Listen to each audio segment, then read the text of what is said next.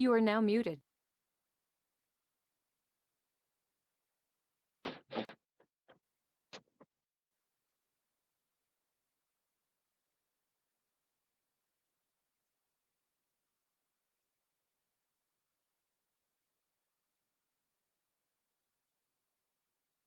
Tenemos las bases.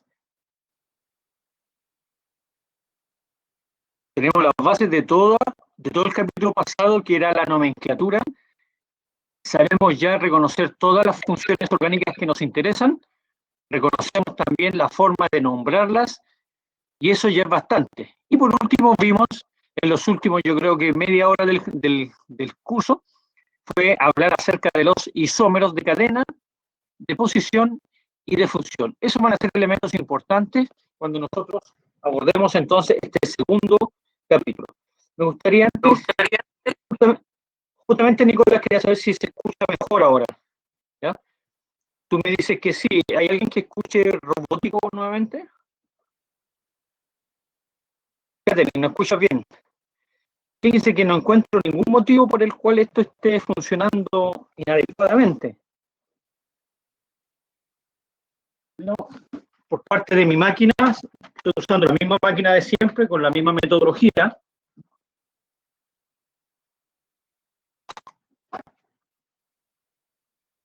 Estoy tratando de hacer algunos ajustes aquí, a ver si es que logro mejorar. En caso de que haya algo malo. ¿Cómo escuchan ahora? Hice unos arreglos.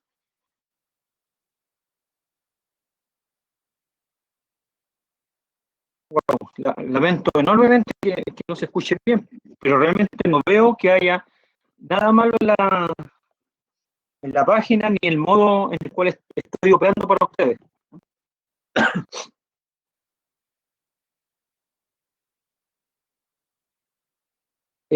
Lamentablemente vamos a tener que seguir con esto, si no tendremos que intentar un tercer link, pero no sé si vaya a ser suficiente para mejorar la deficiencia que ustedes escuchan.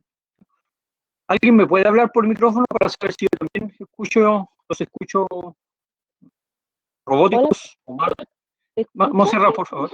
Sí, y te escucho bien en realidad. Ya, qué raro. Ok, gracias por la ayuda. No, yo lo escucho bien. Profesor, ¿me escucha? Sí, Alejandro, te escucho. Es que si no escucha bien, no tiene ningún problema para hacer la clase, puede que sea un problema de micrófono. Fíjate que también te escuché algo robótico cuando empezaste a hablar, luego se arregló. ¿Un problema de micrófono a qué te refieres, con la máquina mía?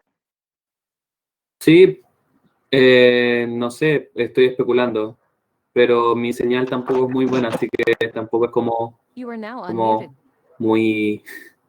buena como para comparar. Entiendo.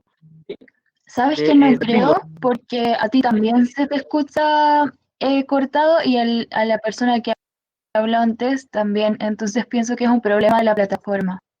Sí, parece ser, porque también estoy escuchando un poco cortado. Mire, lo que voy a intentar, lo que voy a hacer, para que podamos avanzar, porque en realidad tenemos que avanzar, voy a tratar de hablar más lento, cosa que si se corta, no se pierdan demasiado las ideas, y por último uno pueda suponer lo que se dijo en ese corte, ¿ya? Voy a intentar hacerlo así, ¿ok? Pero ustedes ya se dan cuenta que al parecer Vania tiene razón, que es un problema de la plataforma, porque también los escucho algo cortados, ¿ya? Bueno, además está decirle que lamento profundamente este asunto, porque hay mucho esfuerzo mío y mucho esfuerzo de ustedes para encontrarnos e intentar aprender, ¿entiendes? Y estas cosas yo sé que van en contra del proceso, pero somos más fuertes que eso, así que hagamos la parte que nos competen. Yo voy a intentar de hacerlo de mejor forma, el hablar, y ustedes ponen más las orejas tratando de entender lo que le estoy diciendo. Ok. Este capítulo 2 se trata de los elementos espaciales de la química. Espaciales me refiero no del espacio sideral, sino que del espacio tridimensional, ¿ya? Tal como les decía en la introducción, habitualmente nosotros nos acostumbramos mucho a escribir todo en 2 dimensiones, y es lógico puesto que escribimos sobre un papel. Entonces, de pronto nos vamos limitando nosotros mismos a pensar que las cosas tienen un volumen. Es obvio que tienen un volumen, nosotros vivimos en un mundo tridimensional, pero cuando vamos sobre la hoja, y sobre la hoja hemos aprendido la química, esa es la verdad, entonces podríamos estar recibiendo en nuestro cerebro un mensaje que la química es bidimensional y no tridimensional. Entonces lo que tratamos de hacer en este capítulo, y ojalá ustedes sigan por su camino, convenciendo a nuestra cabeza que la química es tridimensional y no en dos dimensiones, ¿ya? Y para eso, entonces vamos a aprender varios conceptos, primero muy simples, que nos van a llevar... Eduardo, ¿quieres decir algo? No. Ah, ya. Okay. Que nos van a llevar a abrir un poco la mente y pensar en estas moléculas en tres dimensiones. Y cuando nosotros ya seamos capaces de imaginarlas en tres dimensiones, vamos a adicionar algunos elementos para identificarlas, para reconocer su reactividad. Eso es básicamente el capítulo. Obviamente tiene cosas más, pero eso es principalmente abrir la mente a una química de tres dimensiones y no solamente de dos. Al igual que en el primer episodio, vamos a ver ahí que en la parte baja de la diapositiva dice ¿dónde estudiar esta materia? El texto base es el McMurray, y ustedes ven que ahí, para la octava edición, el profesor Tundidor, como les dije la vez pasada, nos ha dicho en qué páginas encontramos y qué secciones encontramos los ejercicios, tanto para enantiómeros, diastereoisómeros y isómeros geométricos, que son sobre lo último que vamos a hablar en el capítulo. Ahí está esa parte, la última. Entonces, cosa que ustedes simplemente se metan en esas secciones y repasen las materias que yo les voy a ir adelantando. Comencemos entonces. Este es como un repaso de una de las últimas diapositivas del capítulo 1, donde hablamos de los isómeros y dijimos que habían isómeros estructurales y nosotros ya hablamos del de cadena, el isómero de posición y el isómero de función. Estos isómeros no tienen nada que ver con la relación espacial. Sin embargo, existe esta otra rama donde están los estereoisómeros, o bien, si quieren le ponen ahí, isómeros espaciales, también les llaman así, estereoisómeros o isómeros espaciales. Y entre los estereoisómeros encontramos dos tipos, los enantiómeros y los diastereoisómeros. Entonces vamos a agregar este otro tipo de isomería, solamente que esta isomería es espacial, mientras que esta no era espacial, ¿ya? Y vamos a descubrir en las próximas diapos de qué se tratan los enantiómeros, qué son, qué propiedades tienen, y de qué se tratan, qué son, o bien qué propiedades tienen los diastereoisómeros, semejanzas y también diferencia entre ellos. Aquí tenemos ya un adelanto. Obviamente este es como una van premier, después lo vamos a desarrollar de mejor forma. Ustedes ven que aquí tengo un compuesto que tiene los mismos átomos y la misma cantidad de átomos. Los espaciales son estos dos que están acá. Ese y ese son los espaciales. Ya me está quedando demasiado rayadas. Lo voy a marcar así, ¿no? Ese y ese, Camila, son los espaciales, ¿ya? Puesto que están debajo de ese rubro ahí. Los isómeros espaciales. Ok, de nada. Entonces aquí tengo dos casos. El primero que nada me doy cuenta que son isómeros porque tienen la misma fórmula molecular, vale decir, tienen la misma cantidad de carbonos, de hidrógeno, de oxígeno y de bromo. Son isómeros. Pero resulta que su distribución es la que ha cambiado. Fíjense ustedes, sobre un carbono ha cambiado la distribución de dos de los grupos sustituyentes. Este CH3 y este hidroxilo, ustedes se dan cuenta que están sobre la misma posición, vale decir, si ustedes se imaginan esto, bueno, de hecho no hay que imaginárselo, está escrito como un tetraedro, y el tetraedro es así, lo voy a escribir acá. Dos enlaces en el plano, un tercer enlace que se escribe con una cuña que va hacia mi imagen, se sale de la pantalla hacia su cara, ¿cierto? Y un tercer enlace que va hacia atrás, vale decir, de la pantalla de su computador hacia atrás del computador. Entonces tengo dos en el plano del computador, uno que viene contra mí y otro que va alejándose de mí, por detrás de la pantalla. Así es el tetraedro. Ese es un carbono de tipo sp3, ya lo estoy recordando, eso ustedes ya lo saben, ¿ya? Ese carbono es de tipo sp3, un tetraedro. Entonces, cuando yo pienso en este tetraedro, me doy cuenta que el CH3 y el grupo hidroxilo, el metilo y el hidroxilo, mantienen su posición, fíjense ustedes, uno lo hace ahí y el otro lo hace acá. Y lo que están cambiando son estos dos de acá, vale decir, el bromo con el hidrógeno. El bromo primero está contra mí y después está alejándose de mí. Lo mismo el hidrógeno, primero está alejándose y después está en contra. Esa relación, ese sutil cambio, si usted quiere llamarlo así, va a decir, es un cambio, sin lugar a dudas que es un cambio. ¿Es muy sutil? Sí, también es muy sutil. No es tan espectacular como en los isómeros de cadena, en los isómeros de posición o en los isómeros de función. Esos eran cambios espectaculares, eran, digamos, los veo, pero así, incluso con los ojos cerrados los veo.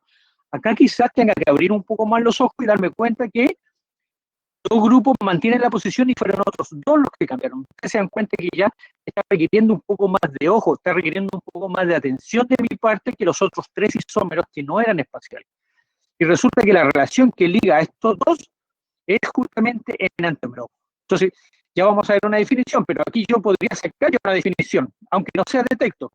Diría que el enantiómero es cuando yo examino un carbono, ese carbono tiene 4 grupos distintos, 2 de ellos permanecen en la misma posición y los otros 2 cambian.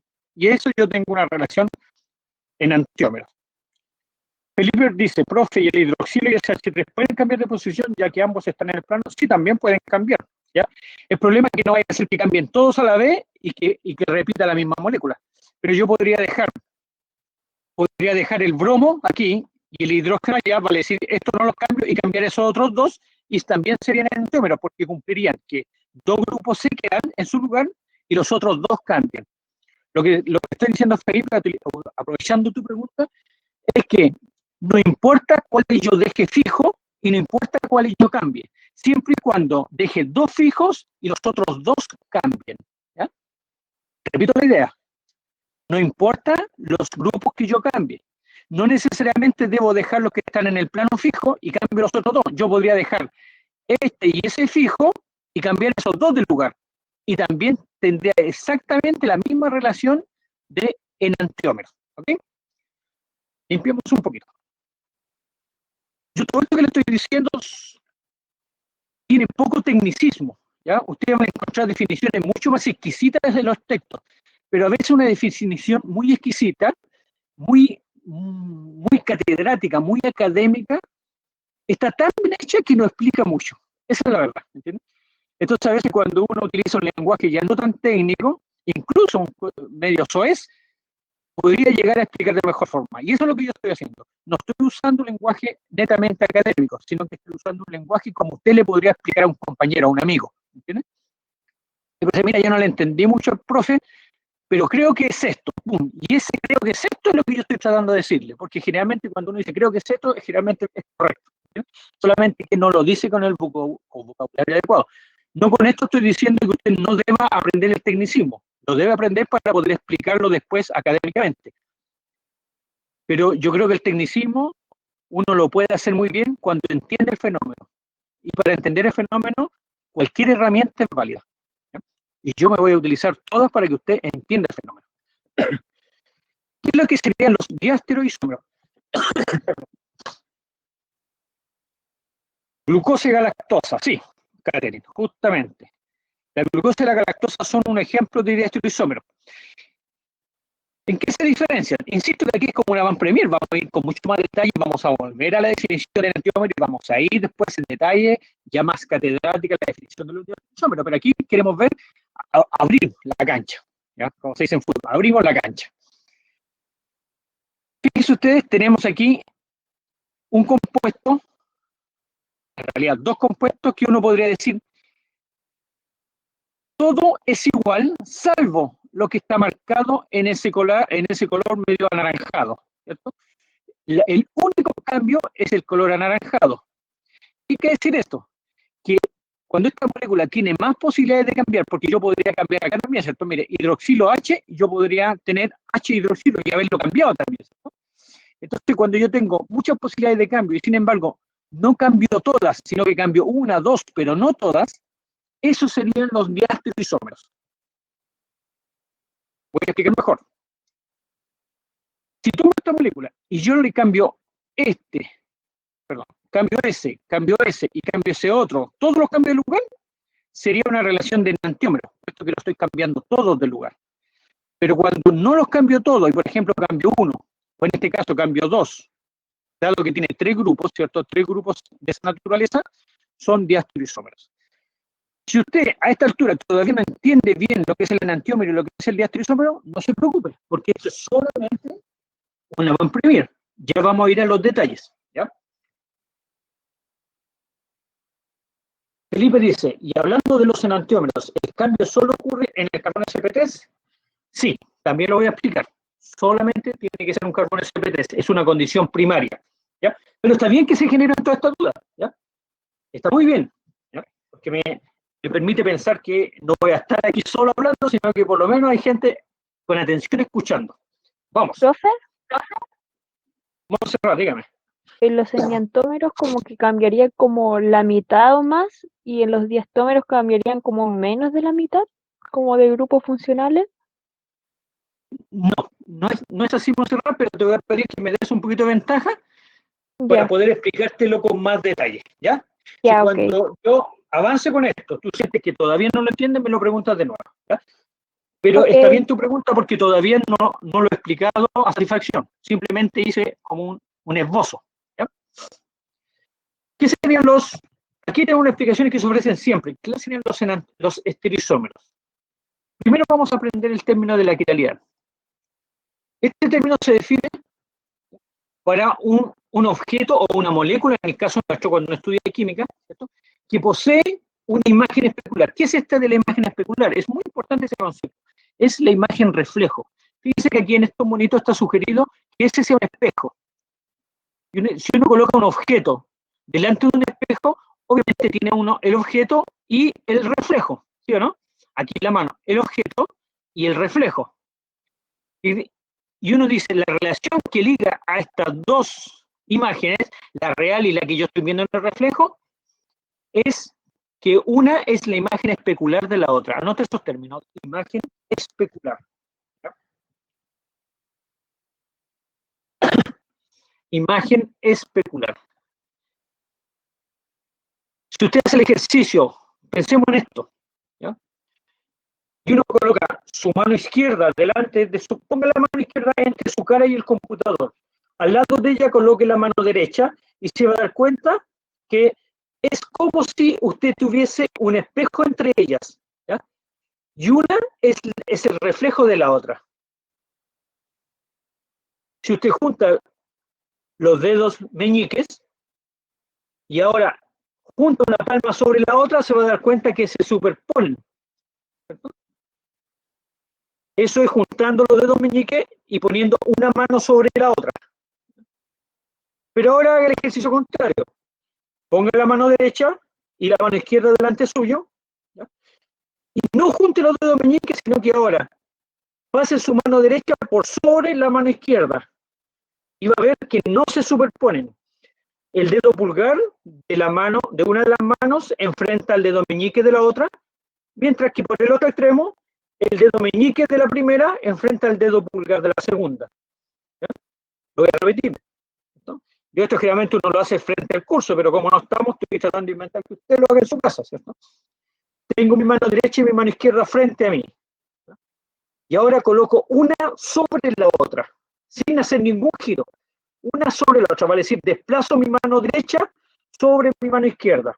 En este momento yo tengo mi mano derecha sobre mi mano izquierda y veo que mi dedo meñique y mi dedo pulgar no coinciden, ¿ya?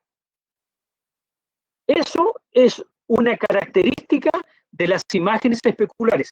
Es decir, si yo traslado esta mano, la muevo para allá, no va a coincidir con esa. Puesto que este dedo pulgar, miren ustedes, ese dedo pulgar enfrentará a ese dedo meñique, mientras que este dedo meñique enfrentará a ese dedo pulgar. Cuando yo la desplazo y la pongo esta sobre esa otra, sí, directamente la desplazo. Y esa es una característica de las imágenes especulares. ¿Qué tiene que ver todo esto con la química? ¿Ya? Porque ahora lo que nosotros estamos viendo en imágenes que son del mundo nuestro, del mundo real, ¿ya? Vamos a llevarlo a las moléculas, que si bien son reales, pero yo no las puedo ver, ¿cierto? Al reflejo, Renata, es el reflejo en el espejo, esa es la imagen especular. Sí. Entonces, este es la imagen especular de esa, pero yo podría decir también que esta es la imagen especular de esa otra. ¿Ya? Entonces son imágenes especulares entre sí, una para la otra. ¿Ok? Entonces, vamos a llevar este concepto que espero que hayan podido captar dentro de lo que es la imagen especular y qué propiedades tienen. Vamos a llevarlo a la molécula. Para que todo esto tenga sentido, las imágenes especulares y toda la espacialidad se habla sobre moléculas de tipo quiral. Vale decir, una molécula de tipo quiral es una molécula, aunque está definida un poquito más adelante, me voy a adelantar, una molécula quiral es aquella que tiene, en su versión más simple, existen otras definiciones más complejas, pero en su definición más simple es aquella que tiene un carbono, a lo menos un carbono de tipo sp3, y aquí viene lo que decía delante el compañero, y yo le dije, espérate un poquito, ¿cierto? Entonces, tiene un carbono sp3 que es ese central, ¿ya? Sobre ese carbono sp3 se dibuja un tetraedro, obviamente eso no tiene que ver con la quiralidad, eso es propio de un carbono sp3, y la particularidad de ese tetraedro es que el elemento 1, 2, 3 y 4, ustedes ven que están numeradas esas esferas, esos 4 elementos, grupos, o lo que usted quiera llamarle, son distintos. ¿No? Repito la idea. ¿Cuál es la molécula quiral? ¿Qué es lo que busca la molécula quiral? Que tenga lo menos un carbono sp3. Puede tener muchos carbonos, pero yo necesito uno que sea sp3. Y necesito que a lo menos uno de ellos tenga 4 grupos distintos unidos sobre sí. Y cuando tengo eso, aquí está el espejo, ¿cierto?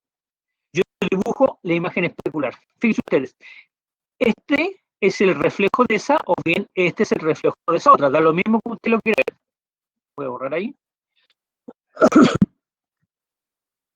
Me gustaría que usted se imaginase aquel espejo. Imagínese que este es el espejo.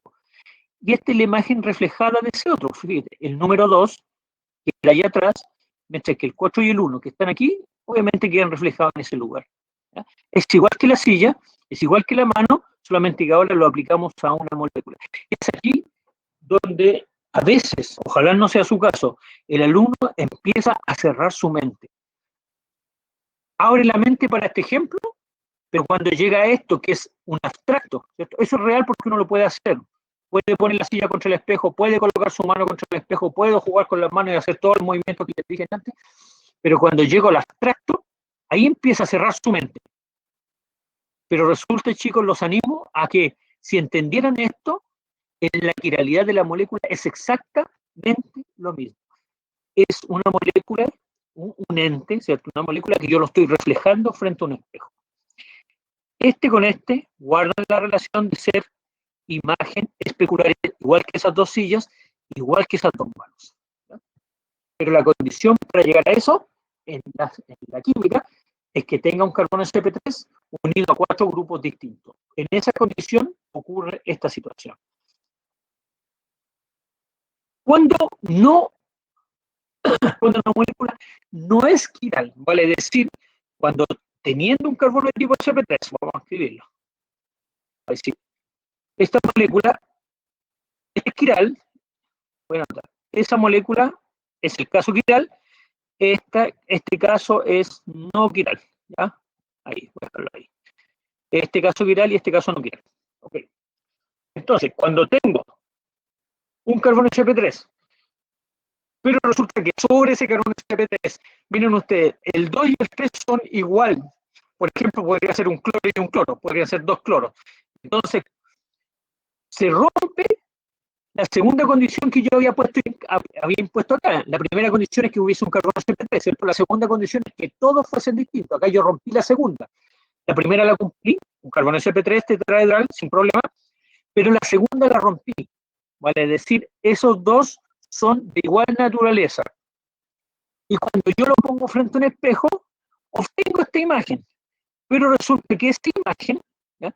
Fíjense ustedes, si yo la roto, si yo lo tomo con el dedo aquí y hago un giro, tal como dice la flecha acá, va a decir S pasa allá y todos cambian de posición, resulta que tengo, miren, voy a escribirle por sobre eso una imagen de equivalente.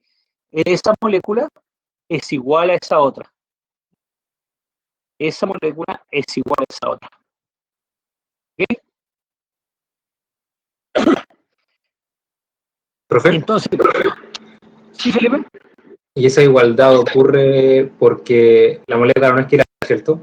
Porque en otro caso, Justamente, la de arriba, si uno la gira a 180 grados, como que el 1 y el 2 se mantienen, pero el 3 y el 4 quedan cambiados. justamente lo que iba a decir. Muchas gracias por adelantarte, Felipe, y vamos a eso.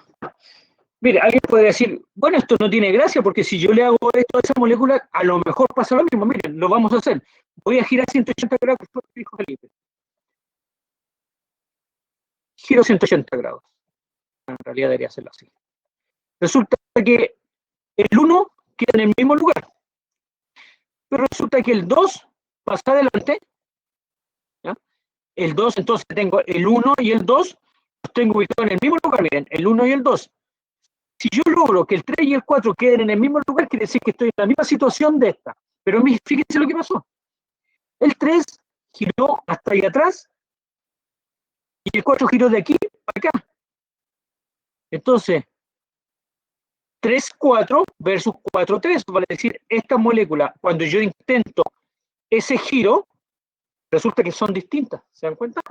Todo eso que yo escribí, ojalá usted lo pudiese escribir sobre su cuaderno también, para demostrar que, aunque yo a esa molécula le haga el giro, me quedo con dos iguales, pero dos distintas. Sin embargo, a esta molécula, cuando yo le hago el giro sobre la imagen especular, quedan todos iguales. El 1 y el 2 en el plano, el 1 y el 2 en el plano, el 3 contra mí y el 3 alejado de mí. Quedan exactamente iguales. Eso quiere decir que la primera molécula, ¿ya?, es quiral y tiene su imagen especular, mientras que la segunda molécula no es quiral y esta no es su imagen especular, sino que simplemente es un reflejo, ¿no? Entonces, el reflejo, la imagen especular, vamos agregándole tecnicismo ahora, es más que el reflejo, ¿cierto? Es un reflejo, pero que ese reflejo, por ese giro, no llega a reproducir la imagen original. Repito esa idea. Este reflejo, cuando yo lo giro, que era la entidad que yo escribí aquí, ¿cierto? Yo aquí hice un giro, en lo que acabo de borrar, resulta que esta entidad es distinta de esa entidad. Sin embargo, aquí en un reflejo, el reflejo lo giro y resulta que esa entidad es exactamente igual a esa entidad. Sé que estoy siendo bastante redundante en esto, pero es que es importante, por eso insisto e insisto en el punto, ¿ya? Entonces ahí tenemos qué es lo que pasa con una molécula quiral y qué pasa con una molécula no quiral. ¿Qué quiere decir esto, muchachos? Que de aquí en adelante va a ser, todo este capítulo se basa en que usted tiene que tener un ojo de lince, ¿cierto?, o de águila si quiere, para descubrir la presencia de estas entidades, vale decir, la entidad del carbono unido a 4 grupos distintos, porque cuando el carbono está unido a 4 grupos distintos, se comporta distinto a cuando el carbono no está unido a 4 grupos distintos. Entonces, primera lección del día, afinar el ojo para descubrir los carbonos que tienen 4 grupos distintos sobre sí. Usted podría decir, pero eso es la rama, con esto salve el ramo. No se vaya tan entusiasmado, que a veces las moléculas esconden esa información y hay que arrancárselas, ¿no? ¿Y cómo se la arranca? Con práctica. De haber mirado muchas moléculas, desde las más simples hasta las más complejas, y ustedes se van a dar cuenta que en las más simples, obviamente uno se da cuenta inmediatamente cuando los grupos son distintos, pero hay moléculas que son complejas al escribirlas y que hay que meterle cabeza para poder descubrir si tiene o no tiene 4 grupos distintos, ¿ya? Por ejemplo, voy a escribir una acá. Esto es como una van premier de la prueba, ¿ya? Esto aparece en la prueba. Uno le escribe molécula y le dice, bueno, descubra dónde hay un carbono quiral y dónde no hay carbonos quirales. ¿Ya? Escriba esa molécula y dígame ¿Cuántos carbonos quirales tiene esa molécula? Ya saben que el carbono quiral es aquel que es, primero que nada, tiene que ser un carbono sp3, y segunda condición es que tiene que tener 4 grupos distintos, 4 cosas distintas, 4 átomos distintos, 4 cualquier cosa distintos sobre sí. 30 segundos para que usted me diga cuántos. Estoy preguntando el número, después vamos a ver dónde están. Número de carbonos quirales. Natalia dice 2, Noemí dice 3, todavía quedan números más. Está el 4 disponible, el 5, el 6, el 7, todo por arriba. Andrés dice 3. Natalia se arrepiente. Diego confirma 3. 10 segundos. Hay 32 estudiantes conectados. En realidad me rehúso a pensar que solamente están participando 8, 9 o 10. ¿Ya? No es que les esté pidiendo que todos manden su respuesta, pero sí les pido que la hagan. ¿Ya? Entonces estamos entre 2 o 3. ¿Cierto? Y chicos, qué bueno que aparece este problema, porque este es el problema de la prueba. Ustedes comprenderán que si la respuesta es 2 o la respuesta es 3, más o menos la mitad del curso se sacaría un 2 y la otra mitad se sacaría un 7, suponiendo que esta sea la pregunta única de la prueba, ¿cierto? Y eso es bastante grave. Es bastante grave que la mitad se saque un 2, ¿cierto? Y muy bueno que el otro se saque el 7, por supuesto, pero me preocupa los que se sacan el 2. ¿Cierto? Veamos carbonos sp3. La primera pregunta, ¿son todos los carbonos sp3 o hay algún carbono que sea sp2 o que sea sp? Primera pregunta. Estoy esperando respuesta.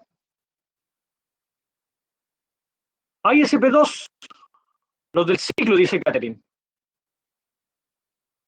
Todos sp3. ¿Se dan cuenta que las preguntas fáciles pueden confundir? Porque si seguimos la idea de Catherine, ¿ya?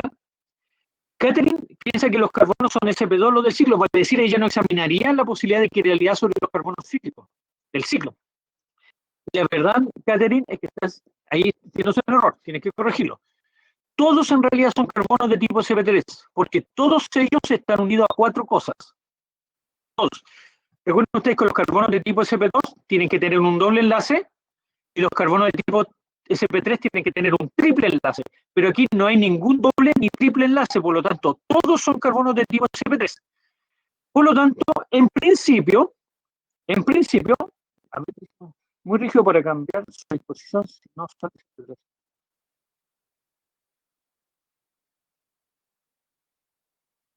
Sería muy rígido para cambiar su disposición si no para un anillo de 6 de 5 puedes ponerle doble enlace y funcionan perfectamente. Noemí dice, no, profe, SP3 es un enlace y SP es triple enlace. Sí, eso es lo que dije. No sé si me está preguntando o está confirmando, pero es verdad lo que está diciendo Noemí. Triple enlace son enlaces simples, doble enlace son enlaces dobles y, perdón, SP3 enlace simple, SP2 enlace doble y SP enlace triple. Y aquí no hay ni doble ni triple, por lo tanto, y aquí voy a recuperar el punto. Todos los carbonos teóricamente podrían ser carbonos quirales desde la primera condición que sean carbonos sp3, pero ustedes saben que existe la segunda, que es la que define la situación, ¿cierto? Es que tengan 4 grupos distintos. Y es aquí donde empieza el ojo a fallar o el ojo a funcionar. Fíjense que aquí ese carbono está unido a 4 cosas. 1, 2, 3, 4, y las 4 cosas son distintas. Este carbono que está ahí está unido a 4 cosas y las 4 cosas son distintas porque esas son metilo y este es un metilo. ¿Cierto? Y eso a lo mejor son los dos que identificaron la mitad del curso, pero hay una mitad que identificó un tercero que está escondidito, pasa medio piola, solapado, que es este, que está ahí. ¿No? Donde usted podría decir, ¿cómo que 4 cosas? Yo le veo 3, pero resulta que hay un hidrógeno que está allí, pero que no se escribe. ¿Cierto? Y ese hidrógeno es el que hace caer a la mitad del curso. Entonces, yo me imagino que los que colocaron 2 dieron con los 2 primeros carbonos que yo marqué, ¿no? y le faltó el tercero. Me sería raro pensar que encontraron este y uno de estos dos y le faltó el otro. Me parecería raro. Generalmente el error es, encuentran estos dos y ese no lo encuentran. ¿Por qué? Porque el cuarto elemento no se nota, pero está. Parece que si uno lo quisiera hacer, ahora lo voy a marcar con azul, voy a escribir, voy a pegar encima, pero ahí. Ese hidrógeno existe y genera el cuarto elemento distinto. Eso es distinto a esto, y esto y eso es distinto a eso, y a su vez esos tres son distintos a ese otro, y aparece el tercer carbono quiral. Entonces, ¿por qué le puse este ejercicio? Chicos, no para desanimar a la persona que pensó que ya había agarrado el concepto de la quiralidad. No, no es para desanimarla. Al contrario, es para decirle que si la agarró, está en buen pie para llegar a responder la pregunta, pero todavía falta. Más aún las personas que escribieron 2 en vez de 3. ¿Ok? Las que escribieron 3 se supone que ya van bien encaminadas y hay que seguir para adelante. Así que veamos qué más nos depara este asunto. Ahora entramos ya a los aspectos más técnicos. Dice que un átomo que se une a 4 grupos distintos se llama el carbono asimétrico o centro estereogénico. Y generalmente se denota con un asterisco. Por ejemplo, aquí tengo un carbono.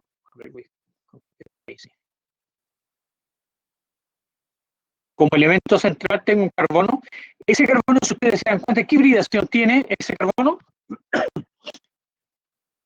¿Qué hibridación tiene el carbono que marqué con azul? Muy bien, es un carbono sp3. ¿Cómo lo sé? Porque es tetraedral, ¿cierto? No tiene ni doble ni triples enlaces. Por lo tanto, es un carbono sp3 y todo carbono sp3 tiene una tendencia a formar el tetraedro, a veces más o menos distorsionado, pero es el tetraedro. Y me doy cuenta que tengo 4 grupos distintos sobre sí. Lo voy a limpiar. Tengo un hidroxilo, un metilo, un etilo y un hidrógeno. Por lo tanto, los 4 grupos son distintos. Y eso me define, entonces, un carbono asimétrico, un centro estereogénico, o también le llaman un carbono quiral. También le llaman así, un carbono quiral. Y esto ahora, en forma mucho más técnica, es lo que habíamos visto en la página anterior. Entonces, lo que hicimos nosotros fue, primero aprendimos a reconocerlo y luego vemos la parte técnica, que a veces funciona mejor de esa forma. Pero existe otro compuesto, otro término dentro de esta espacialidad que estamos estudiando que se llaman los compuestos meso. Entonces, esta molécula es quiral, puesto que tiene un carbono asimétrico, carbono estereogénico. Existen los compuestos meso, donde, fíjense ustedes, existiendo carbono asimétrico, porque ese carbono que está ahí y este carbono que está acá, ambos son, bueno, ahí están marcados, ambos son carbonos de tipo asimétrico. ¿Cómo lo sé? Porque es un carbono sp3 que está unido a 4 cosas distintas, ¿cierto? 1, 2, 3 y todo esto que está acá. 1, 2, 3 y todo eso que está allá. Vale decir, este carbono y este carbono son carbonos asimétricos, pero sin embargo la molécula es no quiral. Anote ahí. Esta es una molécula no quiral. Eso debería decir ahí en las rayitas que puse. Molécula no quiral. Entonces, el alumno que está estudiando esta parte y llega aquí y dice, ¿cómo puede ser una molécula no quiral? Cuando este, que tenía un carbono asimétrico, era quiral, esta que tiene 2 carbonos asimétricos debería ser quiral también. ¿Cierto? Digamos, es el entendimiento que hace el alumno cuando está equivocado, pero yo lo estoy repitiendo para usted. ¿Ya? Dice, si esta que tenía un centro quiral, o sea, perdón, un centro asimétrico, era quiral, esta que tiene 2, con mayor razón debería ser quiral. Sin embargo, dice aquí, compuesto no quiral. ¿Cómo es que ocurre eso? Y esta es la explicación que ocurre solo en los compuestos meso. En los compuestos mesos son aquellos que, existiendo centros asimétricos, 2 o 4 o 6, lo que usted quiera, existe eso que está ahí, un plano de simetría. Generalmente un plano de simetría se escribe con la letra sigma, la letra griega sigma. ¿Ya? Entonces, cuando en una molécula que tiene centros asimétricos, usted puede definir un plano de simetría, la molécula pasa a llamarse compuesto meso. Insisto, el compuesto meso tiene carbonos asimétricos, pero no es quiral. ¿Por qué no es quiral? Porque tiene a lo menos un plano de simetría. A lo menos puede tener más de uno, pero teniendo uno ya pasa a llamarse meso. Después vamos a ver las propiedades. ¿Ya? Ahora, algo importante, este plano de simetría puede usted pasarlo a través de un enlace. Fíjense usted, lo estoy pasando ya a través de ese enlace, en la mitad de ese enlace, ¿cierto? Lo voy a escribir más bonito. Ahí. Ahí. Qué feo. Ahí. Ahí, para que se note el plano, ¿cierto? El plano está cortando el enlace. Entonces, el plano de simetría puede pasar entre un enlace simple, doble o triple, cualquiera, o puede pasar sobre un átomo también. ¿Ya? Voy a intentar hacer, no sé si ojalá me resulte. Generalmente estas cosas yo las hago mejor cuando estoy en la pizarra y puedo hacer los dibujos con más detención. Pero mire, voy a intentar sobre esa molécula demostrarle que es una molécula quiral, porque pese a tener un carbono, perdón, tiene un carbono estereogénico y no tiene plano de simetría. Voy a intentar demostrar el que no tiene plano de simetría. Usted abstráigase de todo lo que está escrito. Imagínense que este pedazo está en blanco y yo voy a escribir sobre el pedazo en blanco. ¿Ya? Voy a hacer un dibujo que yo haría en la pizarra si estuviésemos en la clase. Haría este dibujo para poder explicarle a ustedes. ¿Ya? Me doy un plano. Pongo el carbono asimétrico y yo sé que ese grupo hidroxilo y el grupo metilo están en el plano. Y resulta que este grupo que viene para acá, voy a escribir así, que es el grupo etilo, está hacia mí y el otro está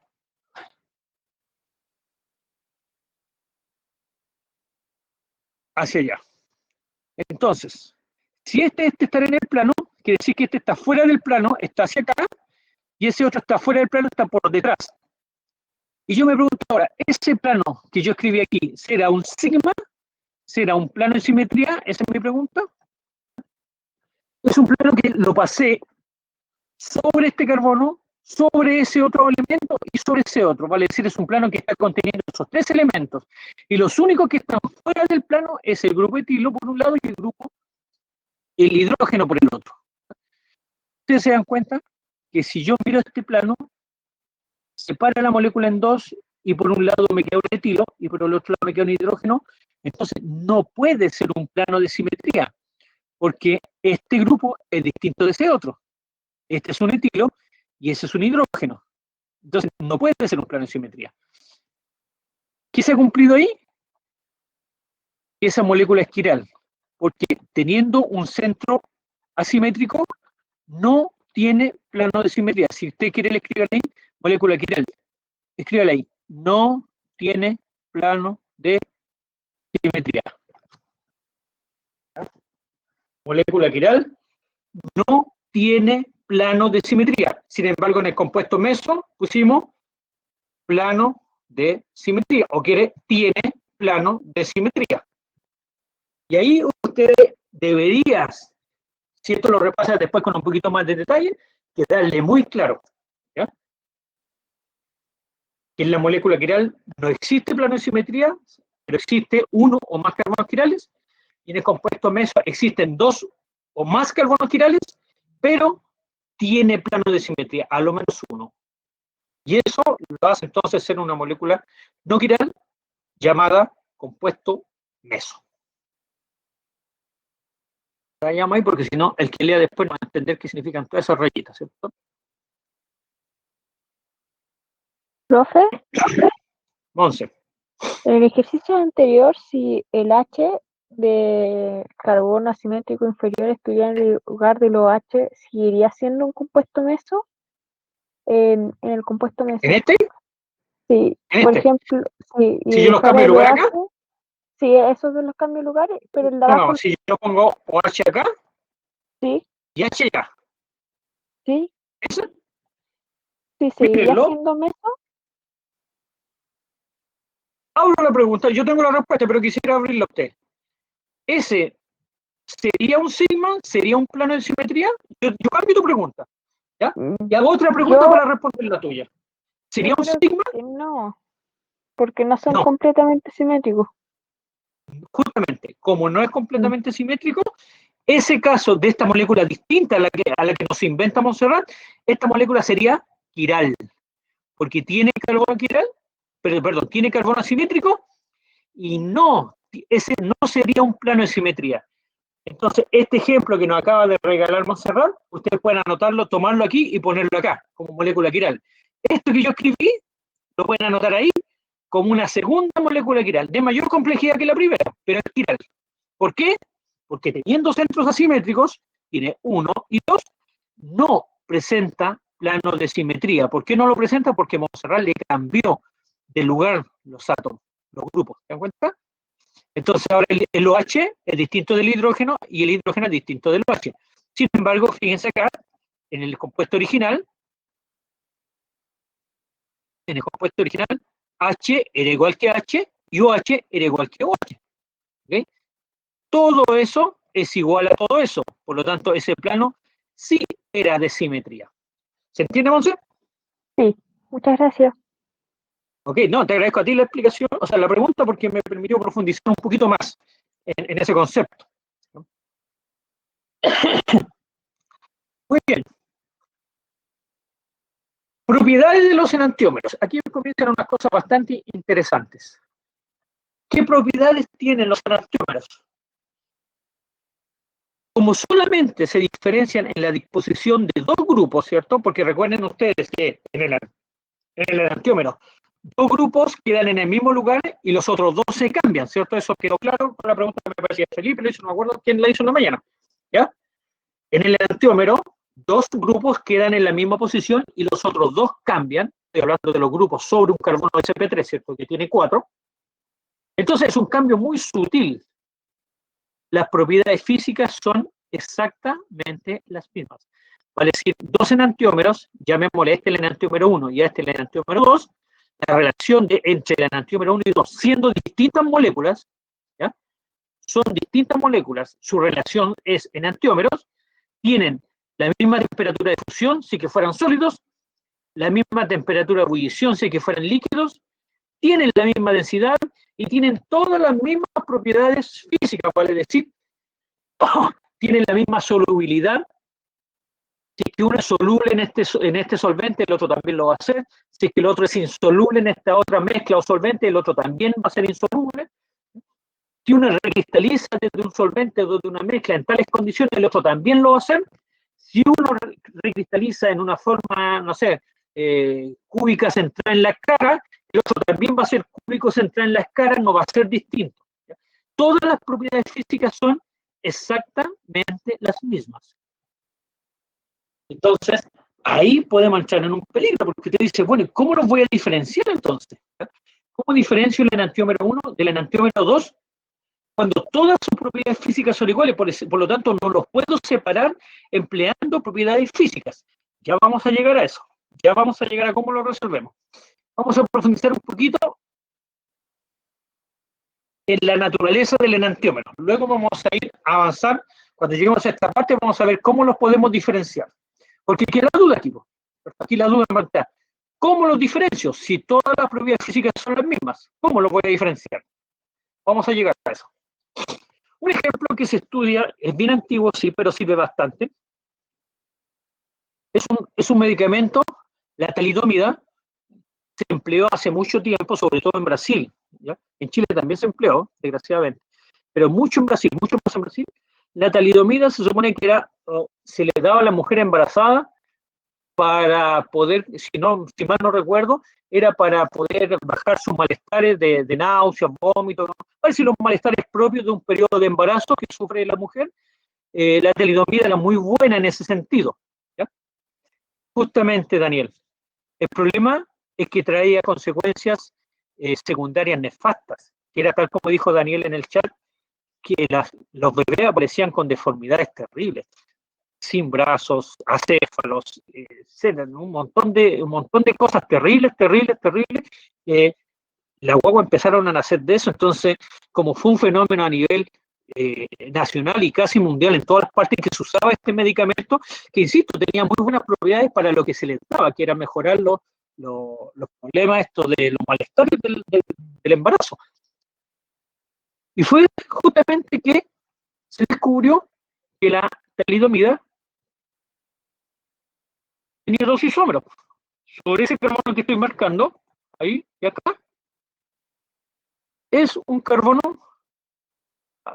me quedo muy grande, un poquito, vamos a poner un poquito más chiquitito para poder explicar mejor. Ahí sí. Resulta que esos carbonos que estoy marcando ahí, ustedes ven que es un carbono de tipo asimétrico. Tiene 4 grupos distintos sobre sí y es un carbono sp3, por lo tanto es un carbono asimétrico. Por ende, puede generar el enantiómero 1 y puede generar el enantiómero 2. Todavía no le hagan caso a ese del SIR, eso todavía le pongan atención porque ya lo vamos a ver con detalle. No es que sea mentira, eso es verdad, pero por ahora no estamos hablando de eso. Entonces generaba 2 enantiómeros. En el primero ustedes pueden ver que el hidrógeno está hacia atrás del plano y en este otro el hidrógeno está hacia mí. Es absolutamente contrario, por lo tanto, este es el enantiómero 1 y este es el enantiómero 2. Es decir, es exactamente lo que está acá, solamente que ahora con una molécula real. Acá estamos hablando de bolitas, ¿cierto? Es un modelo atómico. Acá estamos hablando de moléculas reales.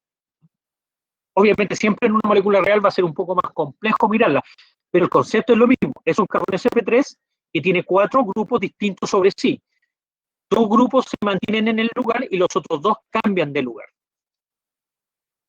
Y resulta que uno de estos era el que funcionaba muy bien para los malestares del embarazo y el otro era el encargado de generar las deformaciones genéticas que llevaban al nacimiento, tal como decía Daniel, de los bebés con deformidades.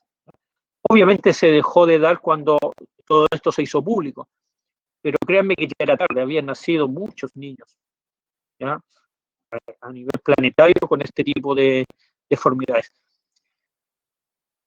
¿Qué quiere decir esto? Que la química de los enantiómeros es una química mala, una química desgraciada, que mejor no meterse con ella. No tiene nada que ver con eso, ¿no? Simplemente eran propiedades que tenían y que afectaban los procesos genéticos.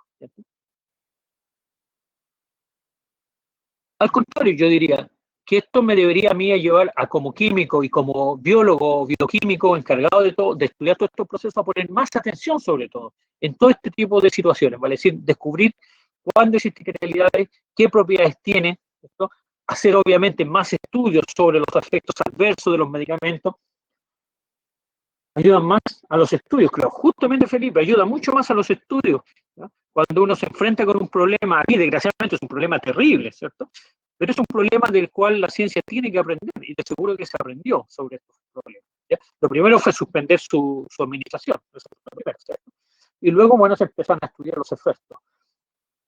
Eso me lleva también a pensar que cuando los medicamentos son liberados, y ustedes lo saben bastante bien, porque ahora todo el mundo habla de las fases de preparación de las vacunas, ¿cierto? A raíz justamente del problema pandémico que estamos sufriendo a nivel mundial, ¿cierto? Todo el mundo ya entiende más que un medicamento no es cosa que a mí se me ocurrió y al otro día lo estoy inyectando en la gente como loco. Es un proceso largo, tedioso, caro, de grandes insumos. Bueno, todo ese proceso tiene que tener los resguardos adecuados para justamente evitar que un medicamento llegue al uso público sin estar certificado y sin conocer todos sus efectos adversos. Aunque eso de desconocerlos todos es bien relativo. En realidad un medicamento, y con esto termino la idea porque no, este es un curso de biología, ¿cierto? En realidad los medicamentos durante todo el uso útil de su vida están sujetos al estudio de efectos adversos. De hecho, el servicio de salud tiene un área especial que es el estudio de efectos adversos. Y cuando una persona llega, por ejemplo, a un consultorio, a un CEFAM, y dice, mire, doctor, yo estoy tomando tal medicamento y resulta que me duele la cabeza como loco. Y resulta que no, el dolor de cabeza no era un efecto adverso que estaba escrito ese medicamento. Entonces, ¿cuál es la obligación del médico? Informar al servicio de que, mire, hay una persona que tomó este medicamento por tal cantidad de tiempo y manifiesta dolor de cabeza y describe la situación. Entonces, ¿qué es lo que hay en eso? Toman esa información, bueno, y la empiezan a estudiar. Y si es que se verifica, la próxima vez que ese medicamento sea producido, se va a incorporar efectos adversos, dolor de cabeza en cierto tipo de personas con tales tendencias, etc. Bueno, y se mejora la información. Y así el cúmulo de conocimiento va creciendo. Entonces, un medicamento nunca está totalmente estudiado, incluso aunque ustedes lo tengan en su casa y se lo estén administrando hoy día mismo. ¿Okay?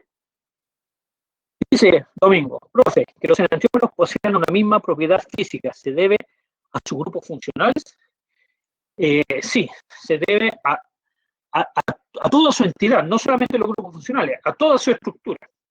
Y como el cambio es muy sutil, al pasar de un enantiómero a otro, no alcanza a afectar las propiedades físicas.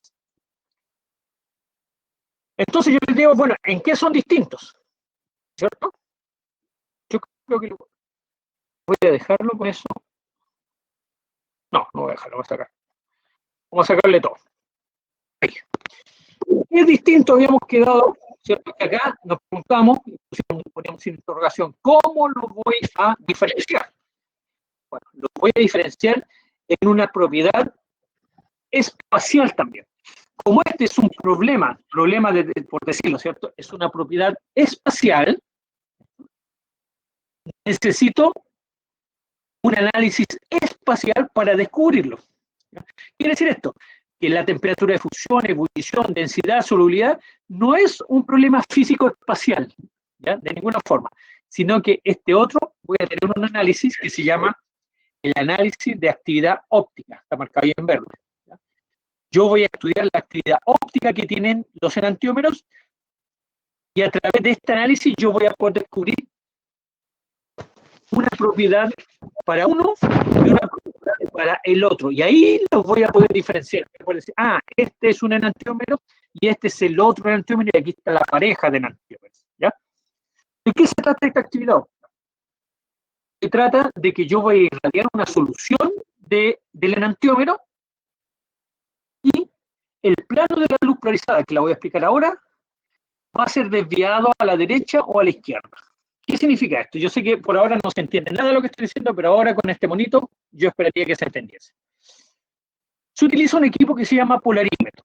El polarímetro es el equipo que mide la actividad óptica. Y se la voy a explicar.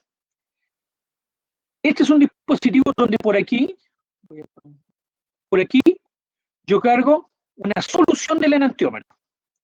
Entonces lo pongo en un solvente adecuado y aquí está en solución.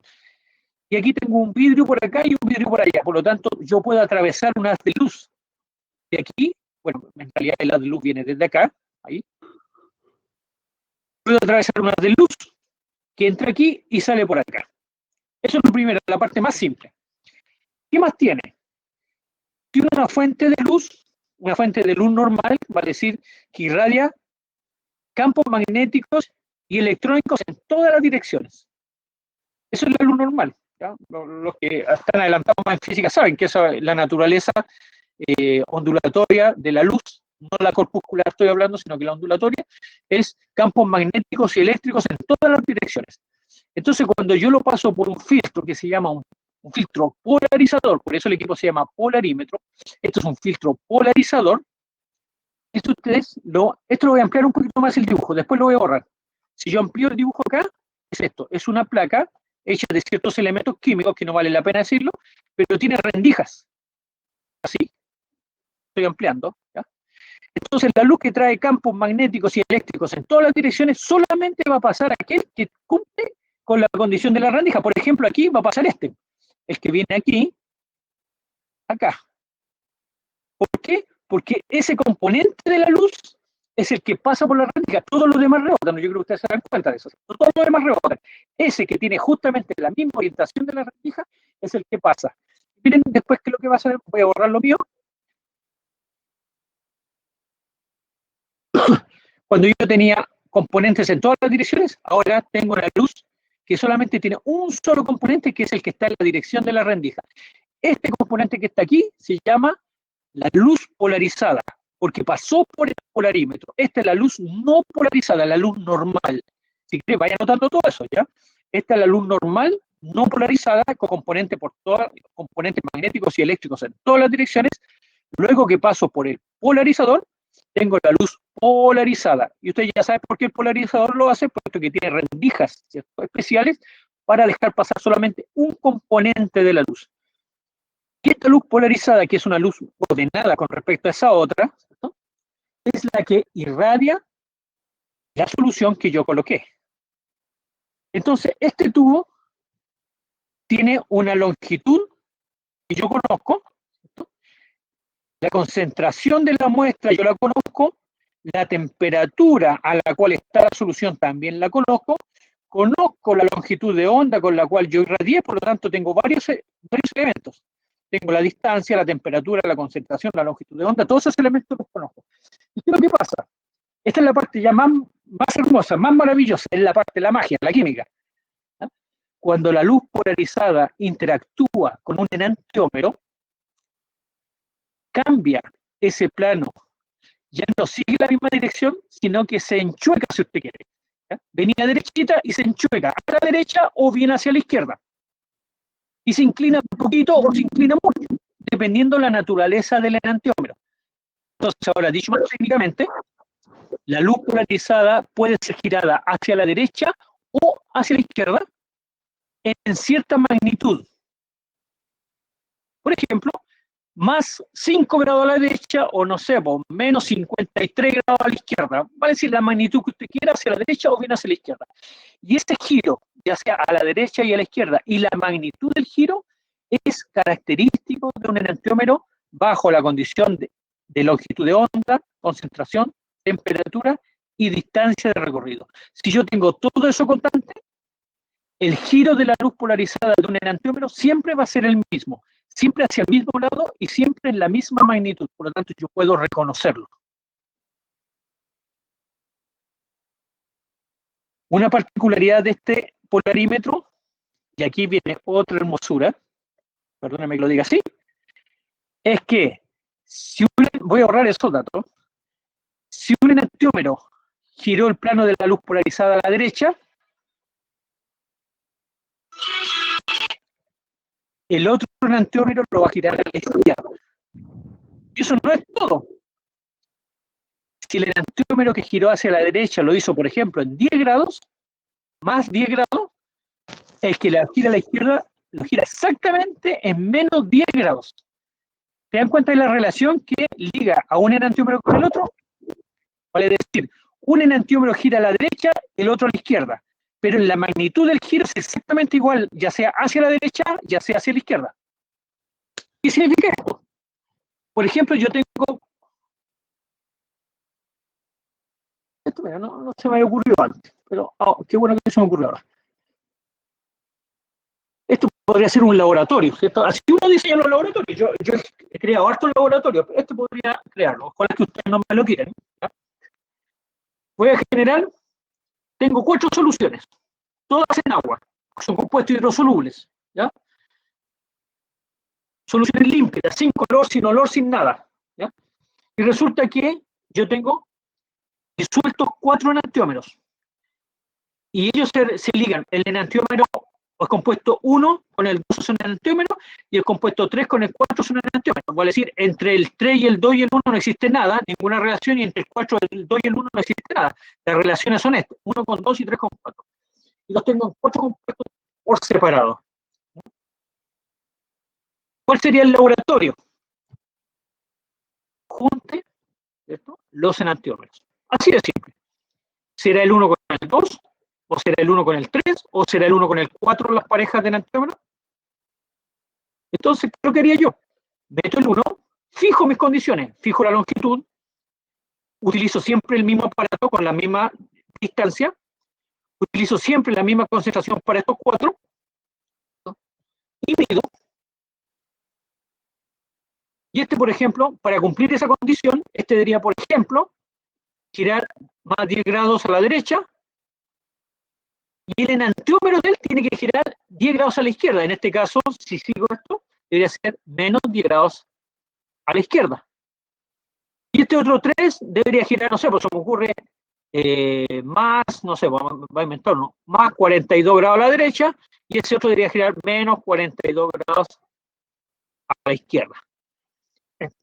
De esa forma, haciéndolo experimentalmente, yo podría decir, responder en el informe final la conclusión, sí, las parejas que 1 y 2 son enantiómeros, y 3 y 4 son enantiómeros. ¿Cómo lo sé? Por los giros. ¿Se dan cuenta? Para eso entonces me sirve el polarímetro. ¿Me falta un otro? ¿Con esto terminamos? ¿Sí, Felipe?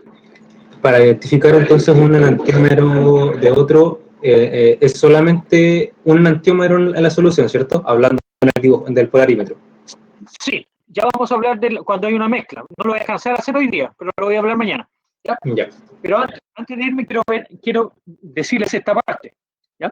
Porque, hay una parte que todavía no le he contado. Se entendió perfectamente hasta el punto en que irradiaba, lo hacía cambiar de posición, ¿cierto? Andrés, no hay ningún caso que se escape a lo que yo dije, ¿ya? Solamente que ahora vamos a hablar de mezcla la próxima sesión. Ese podría ser una excepción, bajo la luz de lo que tú preguntas. ¿Cómo es que yo sé cuánto giró el plano de la luz polarizada? Resulta que acá, en la última parte del equipo, aquí yo lo tengo desnudo el equipo, ¿cierto? Solamente esto es un aparato, pero aquí yo lo tengo desnudo en sus partes. Resulta que tengo un segundo polarizador. Este es el polarizador 1, y aquí tengo un polarizador 2. Inicialmente el polarizador 1 y el polarizador 2 están con la misma orientación, vale decir, si este tiene las rendijas en esa posición, este otro parte con la rendija en la misma posición. La primera cosa, imagínense nosotros ponemos un compuesto acá que no sabemos si es enantiómero o no, disolvemos algo y lo ponemos. Y resulta que el haz de la luz polarizada no cambia. ¿Qué conclusión podríamos sacar nosotros si no cambia el plano de la luz polarizada?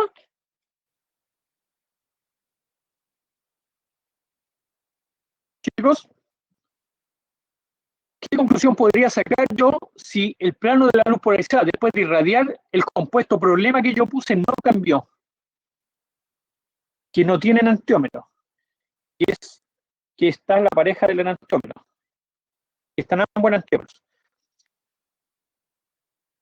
Sí, pero yo dije que puse un solo compuesto. Ya, por lo tanto, no me hablen de parejas todavía. Eso lo vamos a ver mañana. No va a tener actividad. Que no tiene actividad óptica. ¿Y cuándo no tiene actividad óptica? Cuando el compuesto no es quiral. Anote eso. ¿Ya? El compuesto no tiene actividad óptica cuando no es quiral. Y aquí, como yo puse un solo compuesto, por lo tanto estoy evitando las posibilidades ciertas. No es que estén malas lo que dijo Catherine y lo que dijo Felipe, ¿cierto? Donde decían que puede estar la mezcla de enantiómero. Si yo puse solamente un compuesto y ese compuesto no gira el plano de la luz polarizada, quiere decir que ese compuesto no es quiral. Es un compuesto ordinario, cualquier otra cosa, pero no es quiral. También podría ser un compuesto meso, como el que vimos en la transparencia anterior. Entonces, ¿cuáles son las posibilidades? Ante el cuadro que yo coloqué, tengo un compuesto que no es quiral o tengo un compuesto meso. Una de las dos, bueno, que tampoco es quiral, por cierto. Ninguno de los dos es quiral. Pero ¿qué pasa cuando gira el plano de la luz polarizada? Vamos a limpiar aquí.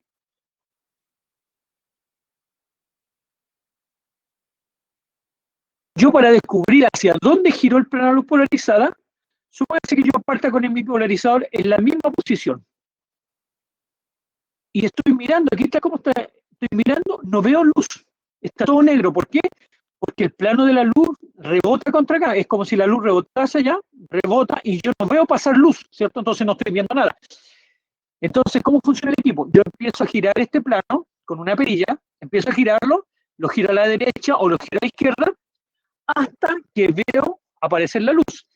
En este caso, cuando yo gire y ponga la rendija en esa posición, dado el giro que tiene el plano, ahí yo voy a ver pasar la luz. Entonces digo yo, giró hacia la derecha porque yo giré la manilla hacia la derecha, y giro en tantos grados porque la manilla me permite graduar los giros que yo estoy haciendo. Entonces digo, tuve que girar a la derecha 10 grados, entonces esto es un enantiómero que gira el plano de la luz polarizada en más 10 grados, por ejemplo. Lo mismo ocurre a la izquierda, por supuesto.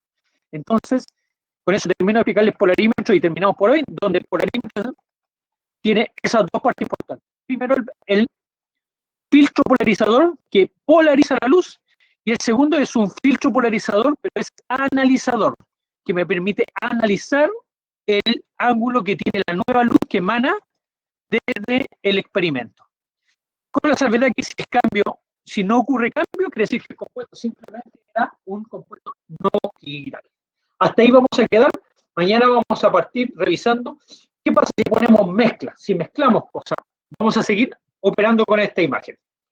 Hasta aquí, chicos, ¿ya? Les pido por favor que repasen estos conceptos siempre con la mente lo más abierta. Recuerden que aquí, con este capítulo, yo les dije al inicio, es un capítulo que nos desafía a abrir la mente. No se quede tranquilo con lo que tiene, no se quede tranquilo en el cómo usted ha visto la química. Yo quiero enseñarle algo distinto, ¿ya? Si parte con la mente cerrada, me va a ir pésimo. Y a usted también, obviamente, ¿ya? Mente bien abierta, lo más abierta que pueda, para ir metiéndose en este campo donde a veces es un poco peludo caminar y otras veces resulta simple. Ojalá que a usted le resulte simple, pero si le es complicado, podemos hacerlo, pero necesito mente abierta. Namaste, muchachos, que nada y nadie les quite la felicidad. Nos vemos mañana. Que descansen. Hasta mañana.